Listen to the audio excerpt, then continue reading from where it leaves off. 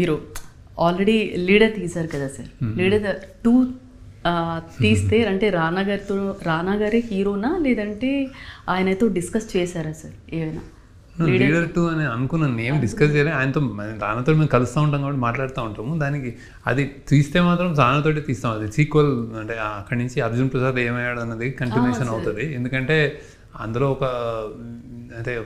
CM కొడుకుగా సీఎంగా అయ్యి తర్వాత పదవి పోగొట్టి మళ్ళీ పదవి తెచ్చుకొని మరి ఏం చేస్తాడు అనేది అతనితే ఉంటుంది సీరియల్. అదే అనుకున్నాను కానీ ఇప్పుడు అవుతుందో తెలియదు. అంటే అంటే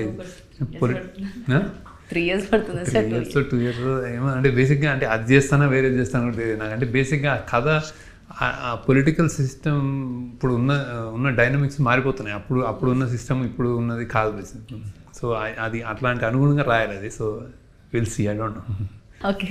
సో రష్మిక గారి అంటే ధనుష్ గారికి పేరు అన్నట్టుగా కన్ఫర్మ్ తెలిసిపోతుంది. ఒక డైలాగ్ ఉంది సార్, ఎందుకు బతకాలి అని అంటే బతుకు కోసం బతుకు అని. అది అంటే ఎలా సార్, అంటే ఆ లైన్ ఎలా రాశారు? వాడు అంతే, నేను అదే క్యారెక్టర్ అదే బేసిక్. అంటే గొప్పోడికి బతుకు ఉన్నది సరిపోదు, అన్నీ కావాలి వాడికి, ఇంకా కావాలి, అన్ని తీసుకోవాలని మెటీరియల్ నాది లోకం అంతా నాదే అన్నప్పుడు వాడు కోట నాది, కొలువు నాది, అన్నీ నావే, కోరుకున్నదంతా నాది అన్నప్పుడు ఇతనికి ఏముండదు, బతుకు కోసం బతుకు నాది అంటాడు. సో ఆ క్యారెక్టర్ అది. అంటే చెట్టు పుట్ట నాది, చందమామ నాది, ఇవే చెప్పుకోగలుగుతాడు అతను.